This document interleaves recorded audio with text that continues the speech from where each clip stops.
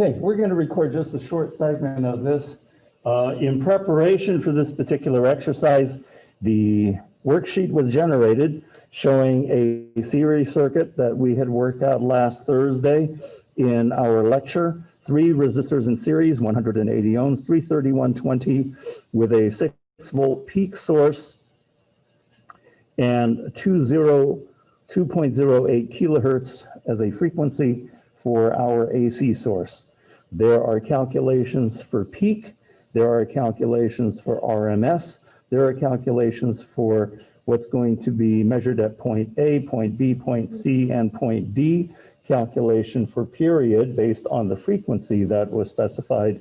And now we're going to confirm all of these calculations that were done previously via measurements. So in comes the circuit, and the first thing we do with our multimeter is to make sure multimeter leads are functioning properly. We will do a continuity test. It beeps nicely. Okay, so now we will go ahead and set the range for, okay, this is great, and go to measure our resistors. Our resistors, first one should be 180 ohms, and we measure on mine 180.2. You will write down what it is you measure on yours. So please go ahead and do so. I measure 180.2 ohms. All right, then the next thing I'm going to do is going to measure the second resistor. I'm measuring the second resistor. Hope to have something close to my 330. And it turns out on mine, I get 327 point, that's hovering around 0.4 more than anything else. So 327.4, 327.4 ohms. Measure the last resistor. You measure yours.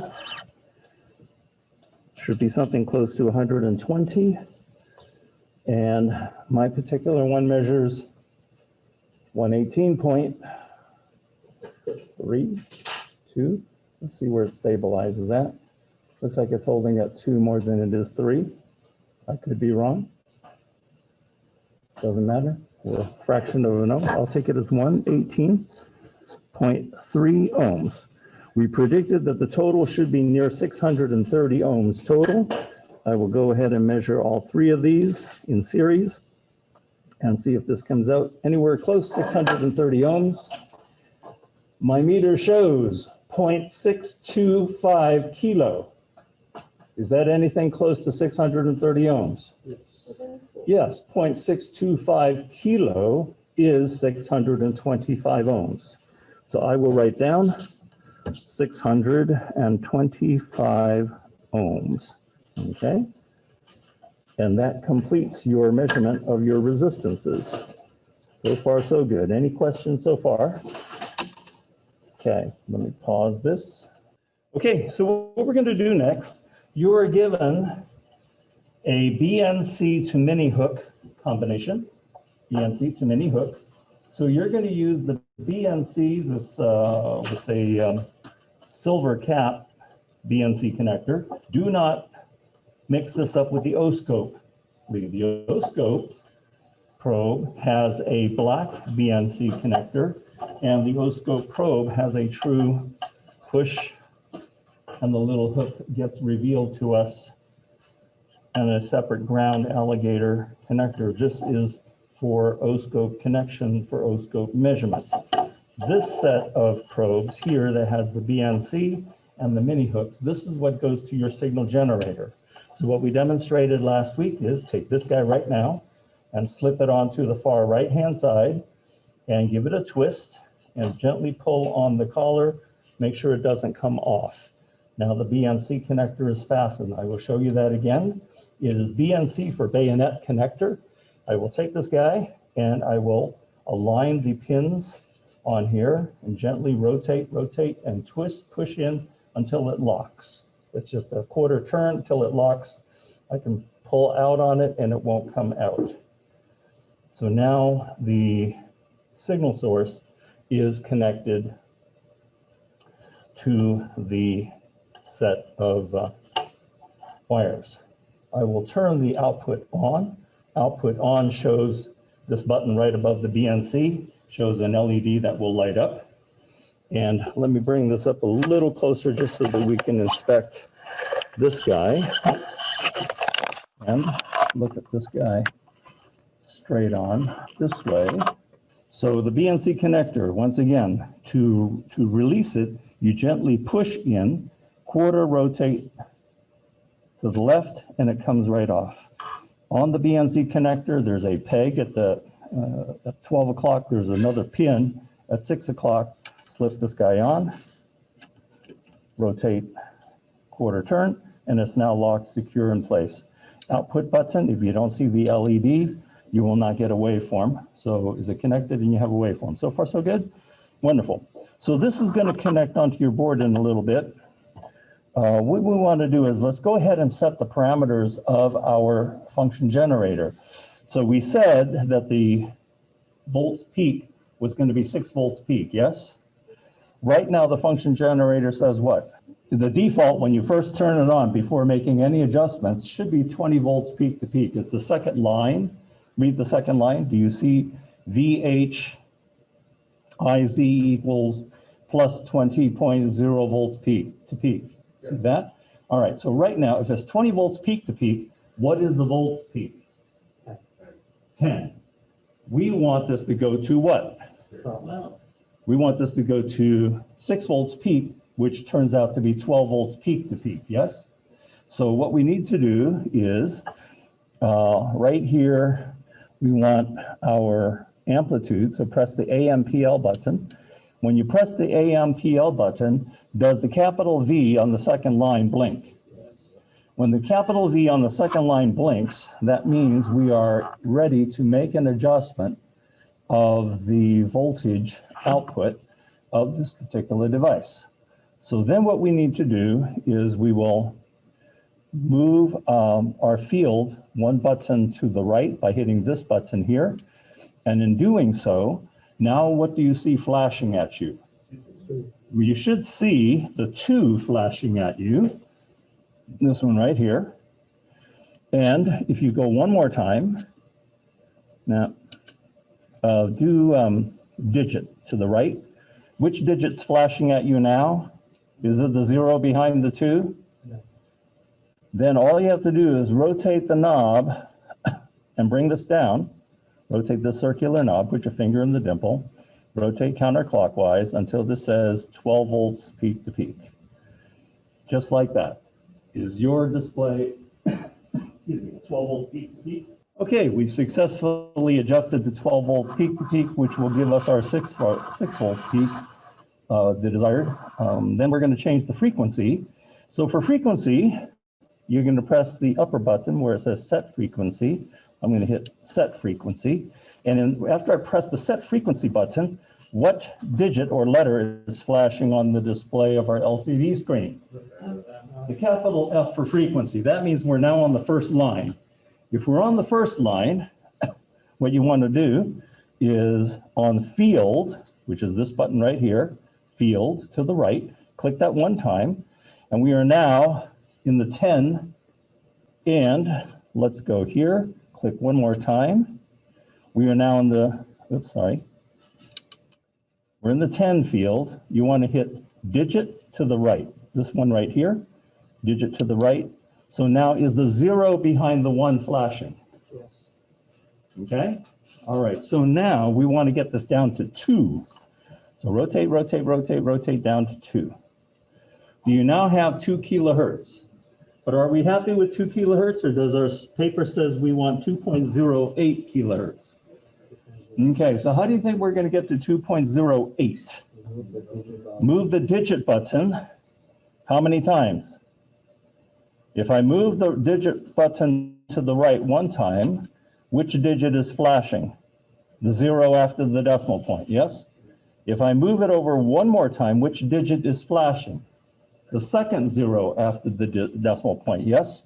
When it's in this position, can I rotate clockwise until this shows me 2.08? Is our display at 2.08 kilohertz. So far, so good? Okay.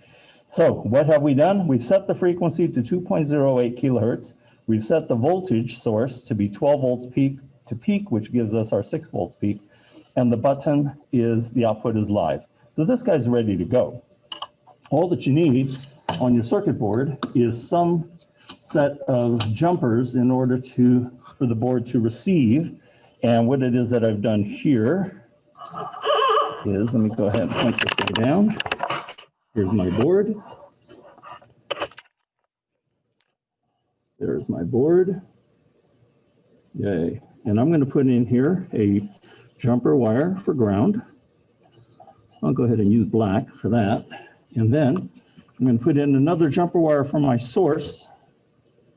And I'm going to hook it up here. I got it upside down, sorry.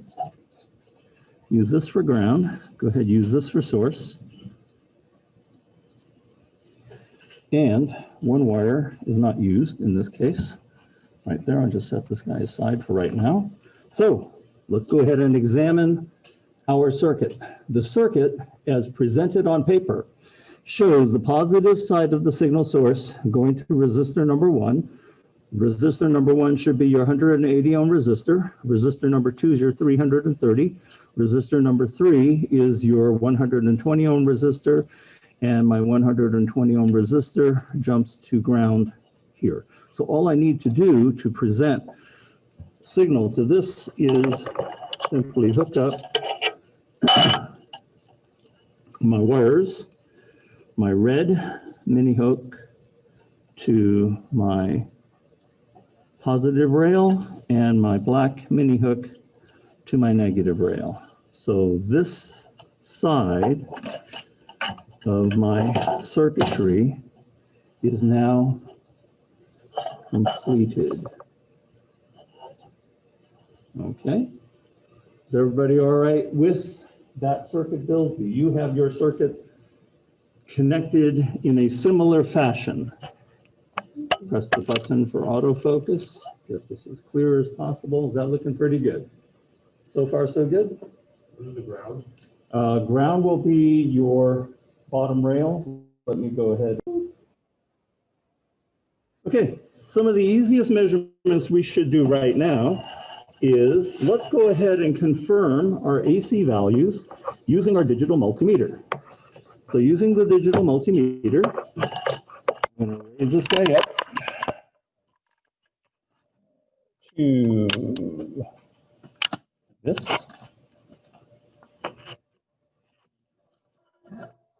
Here. This. Good. Turn on the multimeter. Good. Turn this on to AC voltage. So you should have an AC voltage setting on your green multimeter. Don't use the red one. Use the green one, and the AC voltage is this position right here at about 7 o'clock. The AC with a little sine wave symbol. These are DC volts and DC millivolts, so this is AC voltage. And your probes are set up black in the common and red where you have your voltage indicated, like so. Okay. Okay. And what we're going to do is get a little bit of an angle this way so we can see the display more clearly. And with the multimeter, I'm going to come over and hook up to resistor number 1. Here we are, to resistor number 1. And we expected, according to our predictions for AC voltage for RMS, we expected our resistor number 1 to show something close to 1.21 VRMS, and then VR2 at 2.22 VRMS. So let's take a look and see what we've got. So for my measurement on the board, I happen to have 1.068 volts. So I'm going to write that down for VRMS, 1.068 VRMS. Now be very careful. be very careful where you write this, because is there a separate column for Vpeak and is there a column for VRMS? Where are you writing your value? It has to be in the VRMS column. Follow? Okay, so make sure whatever you measure, you write that in place. And go ahead and proceed to make the measurement of VR2. So I'll measure across VR2. I expect something close to 2.22, and I happen to have 1.951 VRMS, which for my board, I will write down in this fashion, 1.951. Don't round off your measurements of your digital multimeter. You round off your calculations, but you never round off your measurements. Is everybody clear on that? Okay, so all the digits that your meter shows are all the digits that you write down. Then for the last one, we had predicted something close to 1.4. 807.6 millivolts, and I have quite a bit less.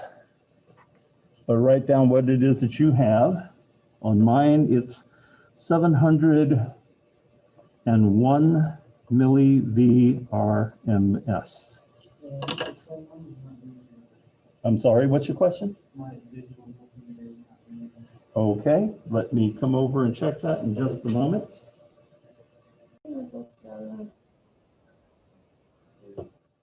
Okay, so I have 6 volts peak, and it is a sine wave, and my output isn't quite up to snuff, but I will write down what I have. 3.731 VRMS.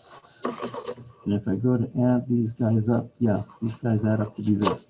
So there's some kind of a disconnect on my station between the O-scope, between the signal generator purported output of 6 volt peak and my getting the true RMS value out of the pin. But the individual voltages all add up to the 3.73 just fine. Okay. Now, hold on just one sec. Okay, so what my esteemed colleague Nabil has indicated, yes, is that our 50 ohms on the display, and Sarah had brought this up as an issue, possible issue as well, is not only an output impedance of the O-scope, but also a true 50 ohms in series with the output of the signal source. So as this 50 ohms is in series with the circuit down below, there is going to be a voltage drop or signal drop across that 50 ohms. That is logical.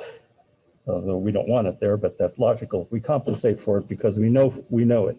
So the way to compensate is to adjust the volts peak from 12 volt peak to peak to 13.2 volts peak to peak. Does everybody have that adjusted? 13.2 volts peak to peak? Okay, let's go ahead and review what it is that we have on the board. And if you take a look at what we have on the board, lo and behold, our total voltage comes out to be 4.23, 4.24 volts. I'm going to make that adjustment on my handout. So this will be 4.23 VRMS. So go ahead and remeasure your VR1. Your VR1 says something around 1.2. And the VR1, in fact, 1.19 VRMS. And we said the VR2 would be about 2.2. So let's see, on mine, it does come right out to be 2.2 VRMS. And we said that R3 would be 807 millivolts. And we end up with, select the range.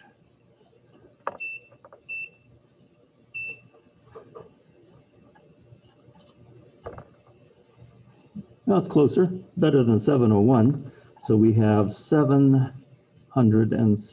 milli Vrms on my board, only because of how the ohms of my resistor works out to be. So could each of you go ahead and do your measurements and record your Vrms quantities?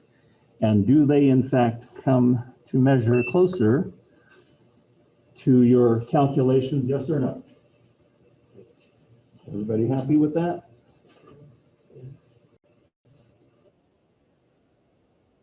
So after confirming these values in RMS and rewriting them, let's go ahead and measure the volts peak. And to measure the volts peak, we're going to need to do this. Go ahead and take off our digital multimeter probes, turn off the digital multimeter, and set the digital multimeter aside. At this point in time, you want to bring in your oscope lead, and your oscope lead is presented with this connector on one end. What you want to do with this particular connector is connect it onto channel 1 of the oscope, which is right here, channel 1. Okay, and then what you want to do with this guy is to hook this up right here and to ground. I know, my hands are in the way also, so give me just a moment. I'll go ahead and show you this.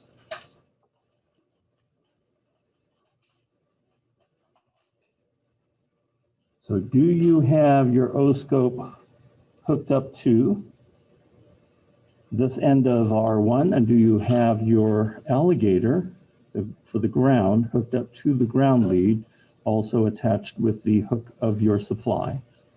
And we said that in our new world of compensating for the 50 ohms in series with the output of the signal generator, we should be able to see our 6-volt peak waveform. So make sure your hookup on the board looks like what I have on the board. And we'll put this on pause while I check the circuitry. All right, so we demonstrated where the connections should be made on the breadboard, demonstrated how the connections made to channel 1. On the oscope is a button on the far right-hand side called auto set. When we go to press that button, it will automatically capture the waveform and give you a momentary display that will be as big and large as possible. And it'll show you a couple of things on the display. On the display of the oscope happens to very nicely, let me see if I can adjust this so that the glare is off the screen. Of course, I'm standing here also, so that changes things. All right, I'll stand here. You should be able to see the frequency on the oscope demonstrated down here. What frequency do you read in the lower right-hand corner of the display? 2.08 kilohertz. Is that what we set on our function generator? All right, now we set our function generator on 13.2 volts peak to peak, compensating for the 50 ohm resistor. We should have our desired 6 volts peak. So you have, when you look at the oscope, notice that you have to be looking at the vertical scale. Channel 1 is here, it's shown in yellow. Is channel 1's button a yellow button? If channel 1's button is a yellow button, then the trace on the oscope will be yellow. If channel 2 was selected, channel 2 is what color button? Blue. Then we would see a blue trace on the oscope, and then magenta and then green for the other traces, because this is a 4-trace oscope. So we see a nice yellow waveform, 2 volts per division. How do you read your volts peak? If you're not seeing this, some of you may need to make an adjustment. So some of you are seeing this. Hold on one moment. Some of you are seeing this. How many of you see this waveform and it's above? I did, but I just... Okay, because you can take off any kind of, we can make sure that this is AC coupled. So menu off, menu, hit menu. And we want to take a look at We don't need to save anything here. So what to do is change this, rotate this knob so that that flag on the left comes down to the 0 volt line. The video is froze. Sorry. Yes, it has.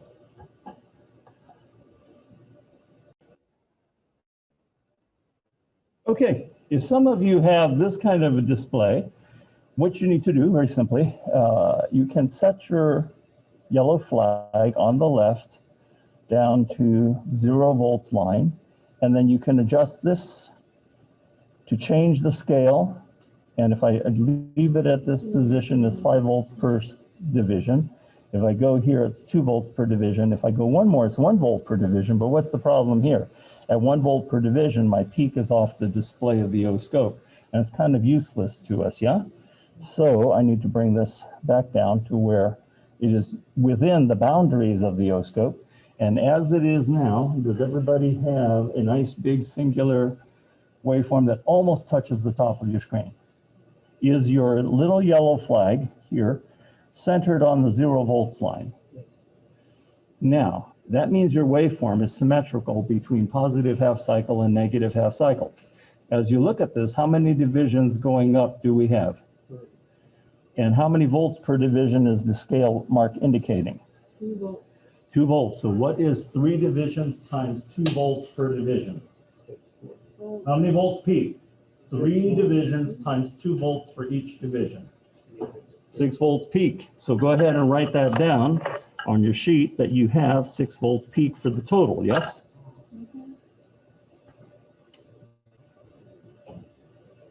So far, so good? Okay. Now, to do these other measurements, to see anything close to the 1.71, I'll tell you something very interesting. You won't be able to quite do it the same way you did with the digital multimeter. If we go to hook this up here, we are measuring across R1. We hook this up this way. We are clearly measuring across R1, but we're introducing a new ground in the circuit that is not continuous with the ground of the signal generator. This is the ground of the oscope. This is the ground of the signal generator. This is not, you have 2 separate disconnected grounds, and so the waveform is not going to be anywhere near our desired 1.71 volts peak. So the way to achieve this is very simple. What you're going to do just for a moment on your breadboards is you're going to do some circuit swapping just for a moment. What I mean to say is this. Take off your probe, and you got to make sure that the grounds are together. So go ahead, I'm going to hook up my alligator to ground, hook up my signal generator. So these guys are still connected together at ground. What I want to do is measure the voltage across R1, yeah? So what I'm going to do is I'm going to swap R3 and R1. So R3 and R1, I'm going to yank them and swap them. So R1 will go to where R3 is. R3 will go to where R1 was, like so. And now, when I go to hook up my probe to the 180 ohm resistor, I'm getting a true measurement of the resistor across the resistor to ground, okay? And everybody make that change in your board. When you look at your display will be like so, and we're going to change the display this way. Change its amplitude by rotating this knob. Can I go one more without exceeding the boundaries of the display? Oh, I can. That's nice. Is my yellow flag still centered on 0? Cool. Now, look at my display for a moment. If you look at my display for a moment, what does my scale show on my lower left-hand corner? 500 millivolts. It's a little hard to see from this distance, but it is 500 millivolts. And how many divisions do I have going up to the peak? Well, we want to start using, it looks like 3.5. It's a little less than 3.5. And I would show you by moving this a little closer to the screen, right up to the screen, as best as I can get this in here for you. Whoa, like that. And focus like that. Nice. All right. So what I would propose to do is this. I would propose we use our horizontal position knob and rotate the horizontal position knob to try to get a peak right on the center graduated line. Do you have a waveform that has the yellow flag centered on 0, that is set to 500 millivolts per division, and by moving this left, by moving this right on the horizontal position knob, which is on the top right-hand side of your oscope, can you position this so you can get a peak to crest right at the middle of its crest on the 0 vertical line, like this? And I will put this on pause for a moment, put the recording on pause while I help each. So if you're happy with your measurement for VR1, then the next thing you're going to need to do is to make your measurement for VR2. And to make your measurement for VR2, you're going to need to swap R2 to where R1 is. So let's go ahead and put R2 in the last position. Swap combination, well, we're going to have to rebuild it so that it's correct.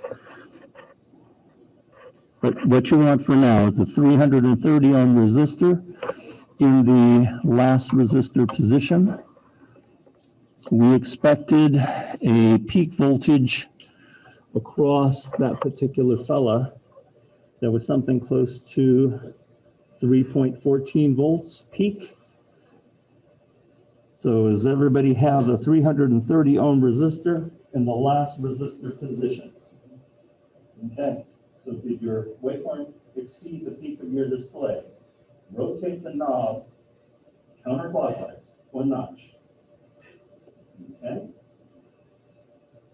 And then make sure that waveform, you're happy with the circuit build. I'll go ahead and take a look at the oscope display.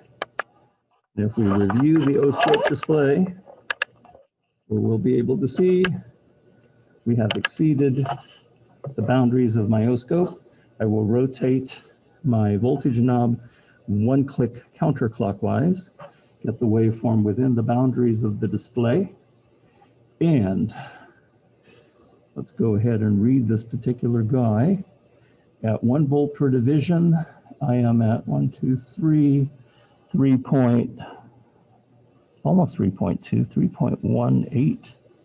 looks like, times 1 volt per division. I'm going to call this 3.18 volts peak on mine.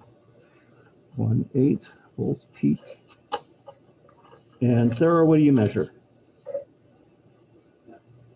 3.2. 3.2 is good. Wei Ji, what do you measure? 3.2 volts peak. And Yusuf, what do you measure? I'm having a mishap or something. Okay, we'll come and take a look. Robert, what do you measure? We count from the 0 line, so count how many divisions up? 3 point what? There's a fraction there. Call it 3.1. So as you call it 3.1. Okay, so with 1 more resistor to go, we're going to reposition. R2 will go back to its original middle position. R3 of 120 ohms will now come to the end. Down like so. And let's go ahead and make a connection here. And make a connection here. And what you should have on your circuit board is something that looks like this. There we go. So the 120 ohm resistor is now back in the third position.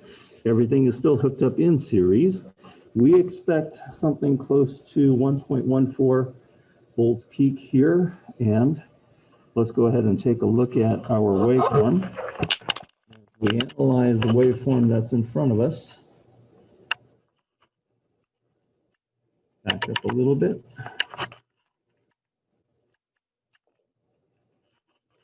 Focus. Go. All right, so as we have this focused, I'm going to adjust my voltage knob. So one thing to pay attention to, because this is part of your homework questions, are this. In which direction do you rotate the volts per division knob to get that waveform to appear larger on the screen? Listen carefully to my question, because this is one of your homework questions. Right now, the waveform is not filling the display of the screen, yes? In order for us to get a more accurate reading of this waveform, we want to maximize the fill of the waveform into the display. So we do that by adjusting the volts per division knob. The question in your homework set is, which way do you rotate your voltage knob in order to achieve a larger looking display? You're not changing the amplitude, you're just changing how the oscope displays the waveform. See, right now this is at 1 volt per division. 1 volt per division, this is almost 1 division. This is almost 1 volt peak on mine.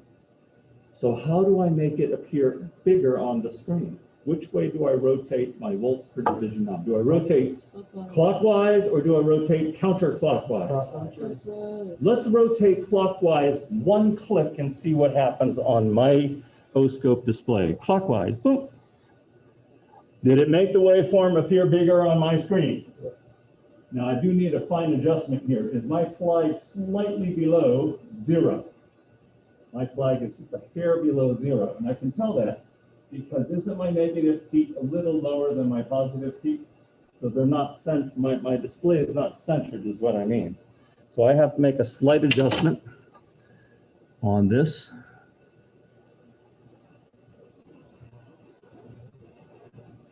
Okay, that being made, can I go 1 more click to the right? Nope, I have exceeded the display. So here's another homework question. Here's the other homework question is, if you are presented with a waveform that looks like this, the waveform clearly has exceeded the vertical boundaries of the display. Which way do you turn which knob in order to bring that display down?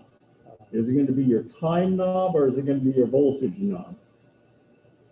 Voltage knob is the one that you want. Which way do you turn it?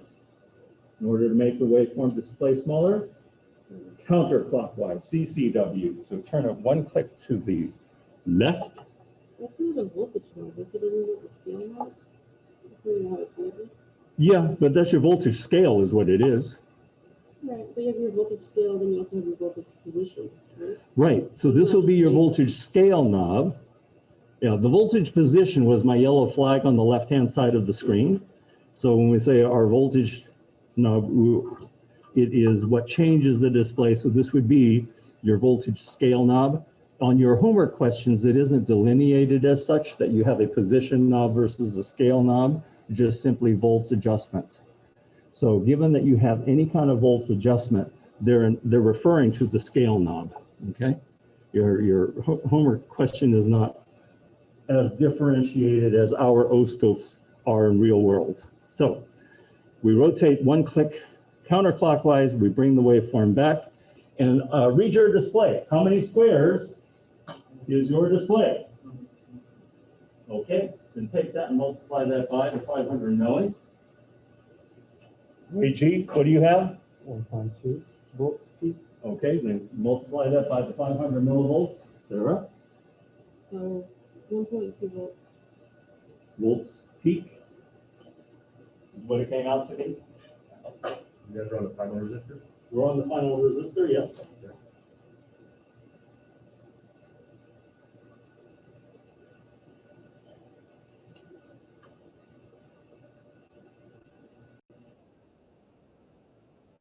All right, excellent. So 1 volt peak. And so as we go to compare, your predictions on the first page to your measurements on the second page, are you able to see the similarities between your predictions of the first page and your measurements on the second page? Everything is matching up pretty nicely so far? Mm-hmm. Okay, cool. What you're going to do is now measure your current RMS. So to measure your current RMS, we're going to go back to the multimeter. Take off your O-scope lead for now. And on the multimeter, set your multimeter to measure current. And if you recall, what you need to do in order to achieve this is focus. Cool. What you need to do in order to achieve this is bring this over here. Turn multimeter on. Get the circuit board in place. And bring this over this way. Change this guy, so I have a little more display here. Actually, I'm going to bring it up this way so we can see the display better. All right, so you want to change your multimeter to read AC RMS. So all of these positions will read. We predicted a current on this that was in milliamps, yes? What was your calculated current on the front page? 6.73. So 6.73. Let's go ahead and adjust this to the milliamp scale. Then you're going to have to reposition your probes because your red probe is presently on volts, ohms, and hertz. You have to reposition the red probe so it goes over to this position. Let me move my camera over. It has to go to this position where it says microamp or million microamps. Pull the red probe out and reposition it here. And make sure your probes are set properly as shown on the display. Do you have black on common? Do you have red on micro and milliamp positions? Is your scale set to milliamp reading? Right now, your probes are not connected at all. Your hooks are not connected at all. All right. So does everybody have the meter set? Okay. In measuring your currents, we have to first set up the meter properly. Milliamps, set the leads. Display is all ready, hooks ready to go. On the circuit board, what do we need to do? You have to decide where to measure current. And with series current, you can measure this a number of different places. A number of different places because current is the same no matter which place you go to make the measurement. So I'm going to come right down here onto the board. And right down onto the board, we're going to make a decision to measure current right here on this last jumper. If I pull this yellow jumper wire, will I break the circuit between R3 and ground? Will I create an open if I pull this yellow jumper wire? Yes. I'm going to yank this yellow jumper wire. Now I have created an open. What you have to remember is you must hook up your leads to the open, okay? So one end of the open is in fact the resistor, yes?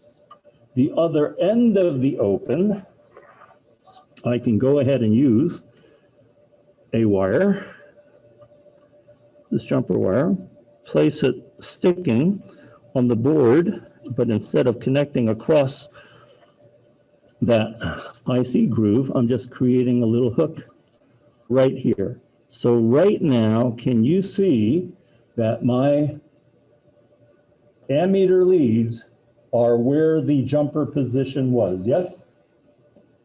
Okay, that's where you need to measure your current. And if everything goes well, you want to make sure your signal source is still connected.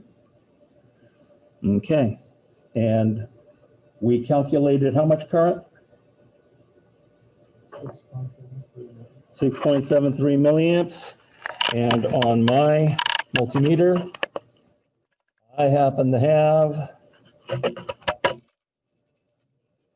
6.73 milliamps.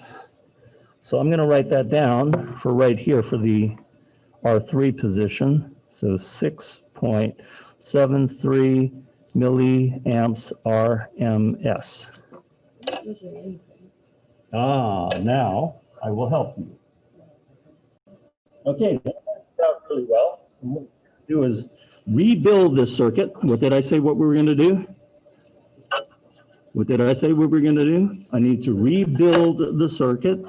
So I got to fix this jumper wire back so that it very nicely reconnects my third resistor to ground.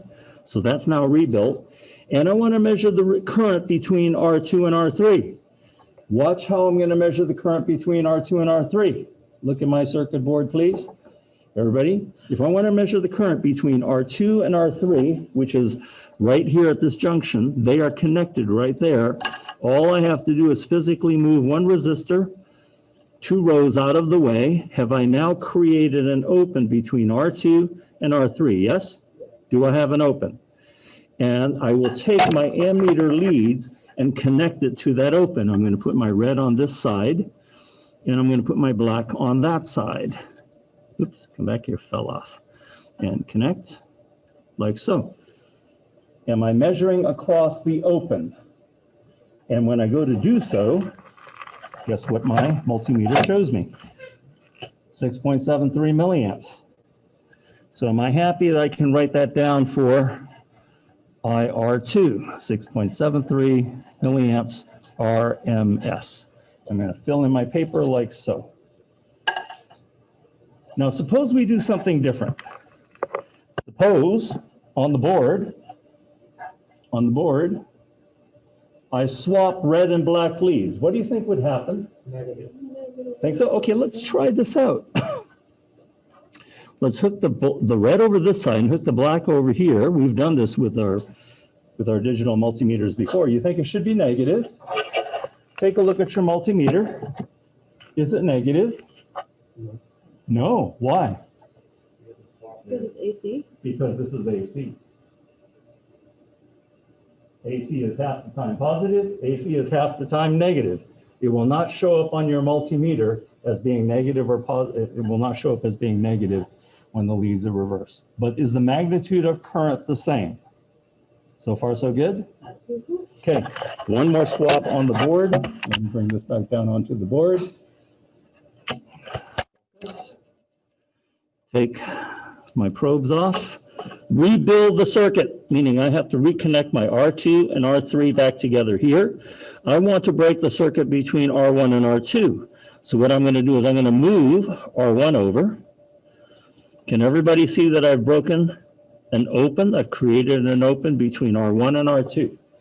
And by creating an open between R1 and R2, I will now hook up my meter leads. I will hook up red on this side, hook up black on this side. Am I connected across the open? Am I connected where the 2 wires used to touch each other? And what do I expect to measure for my current? And do I still have 6.73 milliamps between R1 and R2? And if I do, can I with confidence write down 6.73 milliamps RMS? So far, so good? Cool. I think we're pretty happy. You can, if you wanted to, you could also double check what most people would call total current. And let's go ahead, pull these guys off. Rebuild the circuit. Is the circuit rebuilt? Everything is as it was originally. Move this resistor here. Suppose I pull this jumper from the source. This is my red wire. Suppose I pulled the jumper from the source. If I pull this jumper from the source, leave it hanging like so, have I created an open between my source bus, the red bus, and this resistor? This is my open now. I'm going to go ahead and hook up my ammeter on this open. That guy goes there, and my black probe will go here on this side of the open. I hope to see the same amount of current, but double check your connections.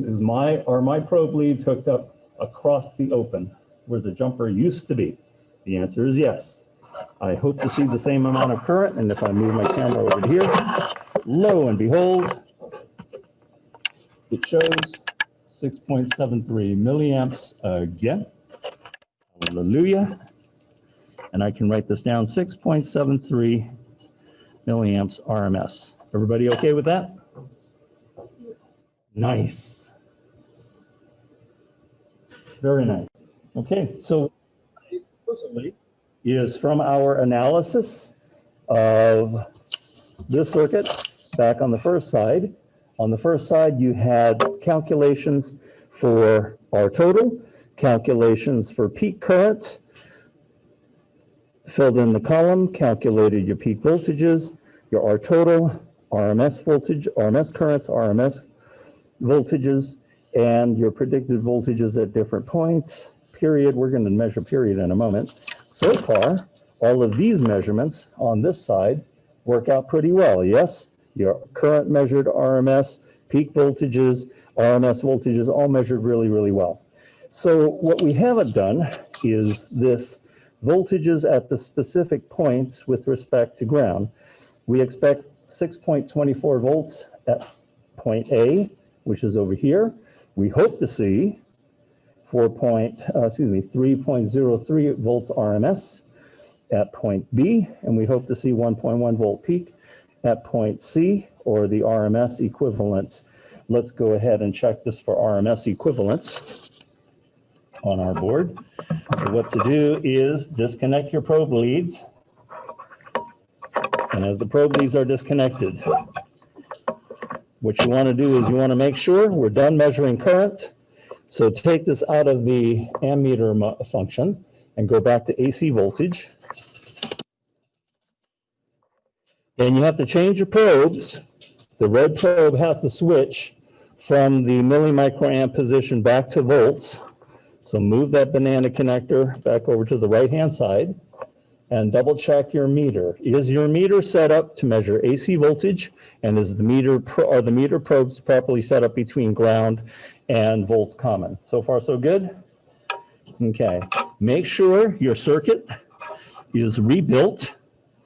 So we pulled out this jumper wire. In order to measure current, we have to reinsert that jumper wire, which it is now.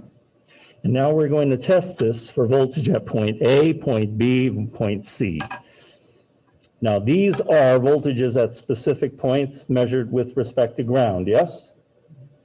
Hook up the black lead of the digital multimeter to ground. And with the red probe, let's go ahead to point A. We're hoping to see 4.24 or something close to that. What do you have on yours? Something close to 4.24 volts. I have 4.23 volts. Okay, everybody all right with that? Weiji, Sarah? Yes. Yusuf? 4.3. That's fine. And then Robert? Are you getting that measurement? Did you rebuild the circuit from before? Okay, all right. And then are you off by 1 pin again? Right there. Okay, you keep doing that, my friend. Are you writing that down anywhere, or this is just? Now, just you can write this on our paper. I would put down measured right here, VA 4.23 VRMS. I'm sorry. Turn it off. See if I can turn this guy back on. Pause the recording. Okay, so what it is I suggested that we do, since we verified 4.23 volts at point A, write down measured 4.23 volts at point A. Now we're going to go to point B. Point B is the junction between our the 3.03 volts. Let's see what I measure here. Mine's a little under. Mine comes in at 2.917. So that's equal to 2.917 Vrms. How about yours? Sarah? 2.92. 2.92. Okay, Wei Ji, what do you measure? 2.941. 2.941. Robert, what do you measure? 1.9. And Yusuf, what do you measure? 2.947. 2.947. Okay, hold on just one sec. I think we have a circuit. Okay, we're now at the voltage at point C. So I'm going to go ahead and move this over to point C. We expect something, let's see, what do we say? Up above, something close to, oh yeah, 800 something millivolts RMS. So let's see if we do.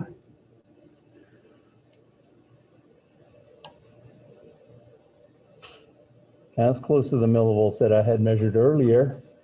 I'm coming in at 770 millivolts RMS. VC equals 770 milliV RMS. Sarah, what do you have? We'll see. Okay. And Wei Ji, what do you have? 775. 775. Yusuf, what do you have? 0.784. 0.784, which is 784 millivolts, is what we want to call it out. You have 769 what? Millivolts. Millivolts. Good job. All right. And how about the voltage at D? What do you expect? Nothing. And guess what? We get something V at D, pretty close to nothing, 0.01. So something close to 10 millivolts RMS. It's acting like an antenna. It's picking up an artifact. All right. Is everybody happy with how our series circuit analysis? Okay, so what we're going to do is disconnect our multimeter, turn off our multimeter, and set the multimeter aside. And the last measurement that we haven't done is from the oscope, and that is to check our period. Now, our oscope very nicely gave us the frequency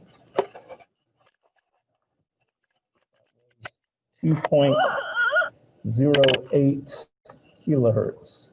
So let me adjust this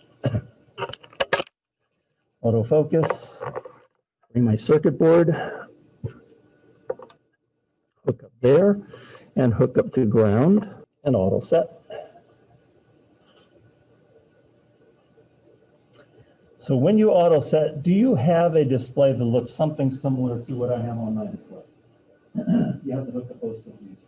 Okay, now that everybody has a waveform that looks pretty close to what I'm demonstrating, the most accurate way of determining period by measuring it off the oscope is with cursors, and also by adjusting your display so you have as few cycles on the display as possible. Right now, I have 1, 2, 3, I have 3.5 cycles on my display. Do you have something similar? Okay, too many. So the way I'm going to change this so that I have fewer cycles on the display, this is another homework question, so pay attention.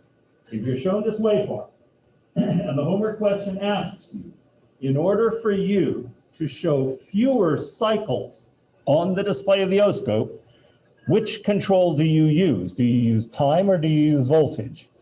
And the answer to that question is time. Voltage makes it go up and down. Time makes it widen or narrow. Everybody follow? So if you want fewer waveforms, you want this to be wider, so we have as much of one big one as possible. So your time adjustment, your time scale is here, this knob. This is your horizontal scale knob. Everybody see what I'm pointing at? So if I make this one click to the right, okay, one click to the right, are you able to adjust your waveform so that you see something in excess of 1 division. 1 click to the right. So what to do next is engage your cursors. There's a button on your oscope marked cursors. So if you go to press that once, does it bring in a pair of cursors? If you press it again, does it bring in horizontal cursors? If you press it again, does it go away? I want vertical cursors. Do you now have vertical cursors? Good deal. So what I want to do is you have multipurpose A and multipurpose B. Multipurpose A is for the cursor that's on the left. Multipurpose B is for the cursor that's on the right. You want to adjust multipurpose cursor A so that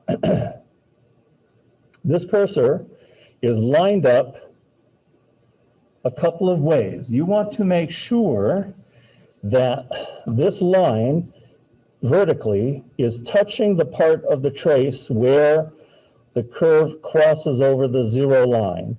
So do I have now an intersection of 3 things? Do I have a vertical cursor along with the intersection of the trace as it's crossing over to 0? And do you see a horizontal yellow mark, which is where the cursor is sitting on right now? Are all 3 at my 0 mark? Is yours adjusted so that it is at 0? I will pause the recording and check your scope.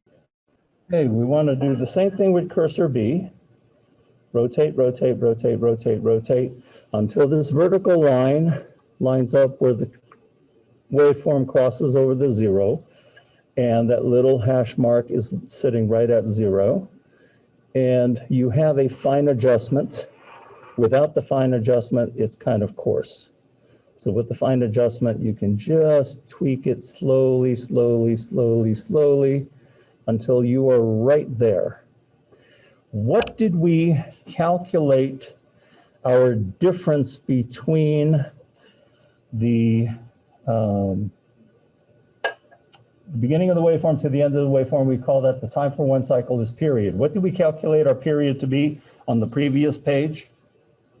On the front page? 80.77. We calculated 480.77 microseconds, yes? If you read the difference, your delta, does your delta here show you 480 microseconds? That's pretty good indication that you should feel pretty confident that the oscope is showing you the time for one cycle that truly matches the frequency of 2.08 kilohertz. Are we okay with how to measure period on the oscope? So far, so good? Okay, let's go ahead and fill this in. So 220 ohms, 100 ohms, and then 330 ohms over here. So 220 ohms, 100 ohms, 330 are given. We have a 7-volt peak, 7-volt peak. And so 7 clear square root 0.5 equals times 7. Okay, I calculate a 4.95 the RMS. All right, so the first thing we're going to be looking for is your R total, yeah? So 220 reciprocal plus 100 reciprocal plus 330 reciprocal, and your calculated total works out to be what, Sarah? 56.9 ohms. 56.90 ohms. Everybody, is that right? 56.90 ohms. You should be pretty swift on that right now. And you double check that it is 56.09. With a 7-volt peak, let's go ahead and calculate the current.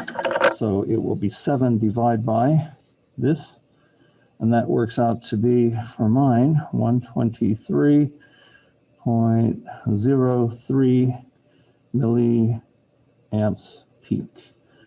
Let's double check that. 7 divided by here. Okay. And so, Wei Ji, your calculated current was what? 123.02 milliamps. Okay, and so, yeah, we're 1/100th of a decimal off only because I'm using a 84 plus. Now, that being said, just because you found one current, have you found them all? Is that a yes or no? No. No, why? Parallel. So what's the same in a parallel circuit? Voltage. Which voltage? Your source. This is 7-volt peak, 7-volt peak, 7-volt peak. One of the easiest things to do is to work VIR for a parallel circuit. And the same thing is true if you're happy with this RMS. Again, take second square root 0.5 equals times 7. Yes, we are happy with 4.95 the RMS. You fill in your voltage columns pretty quickly. 4.95 the RMS. Okay, so now, do we have enough information with 7 volts peak for all of your resistors in order to calculate individual branch currents? Yes? So let's go ahead, 7 divided by 220. And Sarah, what is your calculated current for IR1? 31.82 milliamps. 31.82 milliamp peak, yes? Let's go ahead and calculate peak current for IR2. So 7 divided by 100. Yusuf, what do you have? 70 milliamps peak. Yes, that's what we want to say. Okay, and then the third one is 7 volts peak divided by 330 ohms. Robert, what do you calculate? Okay, so we should now have all of these, and if we are happy, we can add these together with the previous enter plus, and then enter equals 123.03. Okay, it all adds up. We're happy. Now let's do the same thing with our RMS currents. So with our RMS currents, let's go ahead and take our RMS voltage and divide by 220. And in doing so, do you have something close to 22.5 milliamps? The 22.5 milliamps RMS. Okay. Then I'm going to take this voltage and divide by 100. And we have 49.5 milliamps RMS. And we're going to take this voltage again and divide by 330. And 15.0 milliamps RMS. And finally, we will have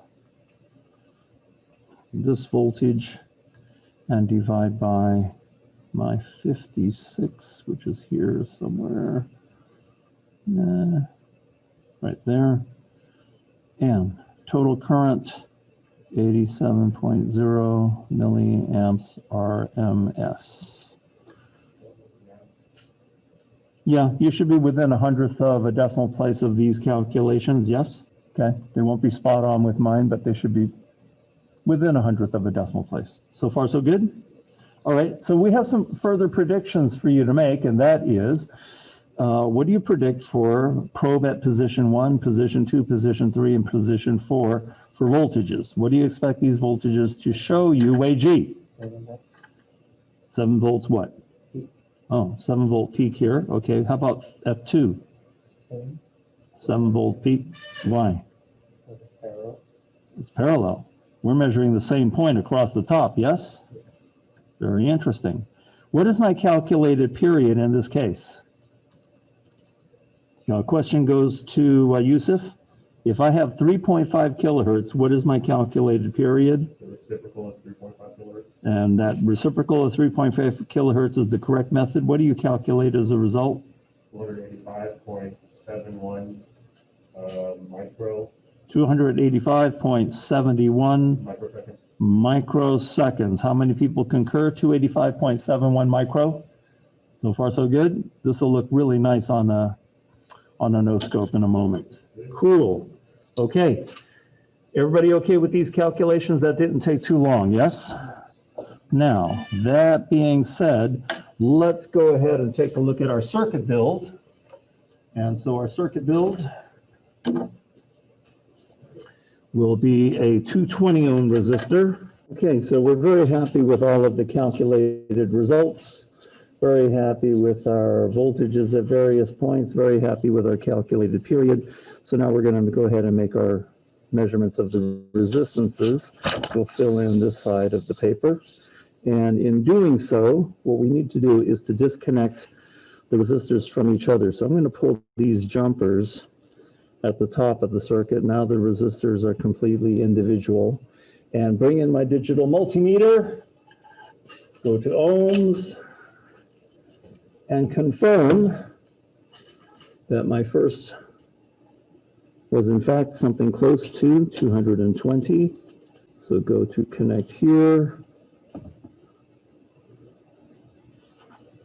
And my meter shows me 219 point, oh, how about that? All right, I'll just be 219.9 ohms. Go to measure the second resistor. Supposed to be close to 100 ohms. And let's see where it stabilizes. Stabilizes on my second resistor of 100.4. There's my resistor measurement. 100.4 ohms. And my third resistor, let's go ahead and hook this guy up. There's my third resistor measurement on the board, and my third resistor measurement on the multimeter. Close to 330, I get 326.9 ohms. So now my circuit has been rebuilt. The top of these resistors are all connected with each other through my green jumper wires. The bottom of these resistors are connected directly to my blue rail. So they are now in parallel with each other. We predicted a total measurement of 56.9 ohms, something close to that. Let's go ahead and measure this and see what the total ohms works out to be. So my probes will go across any one of them in order to measure all three of them in parallel. So I can do this. Measure across the third one, but because they're all connected in parallel, my total ohms. And Sarah, what does yours measure out to be? 57.0 ohms. Okay, you had a 57.0 something? Ohms. Okay, I get a 57.2 ohms on this one. Reggie, what do you have? Okay, Yusuf, what do you have? 56.1. 56.1. Robert, what do you have?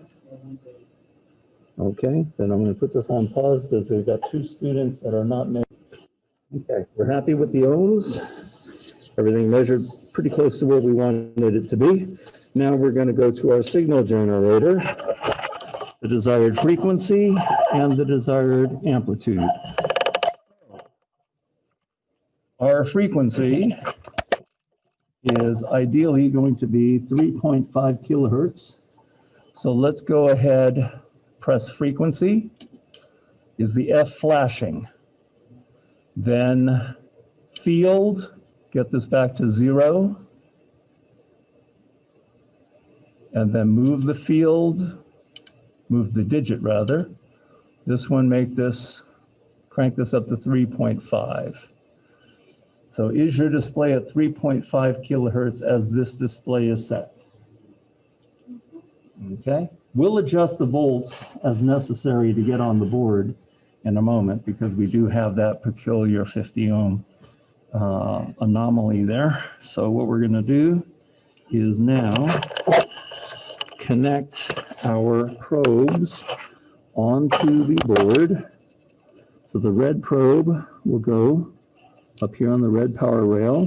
The black probe will come here to the black rail.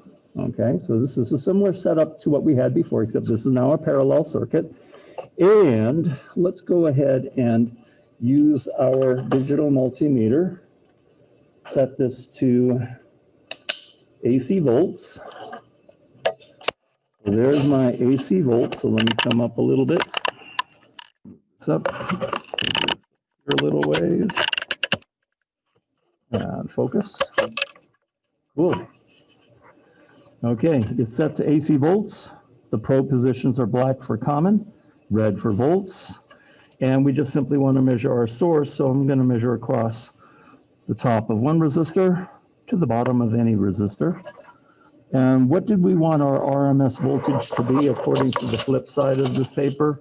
We wanted our RMS to be 4.95 volts RMS. Is that correct? Okay, so we will adjust.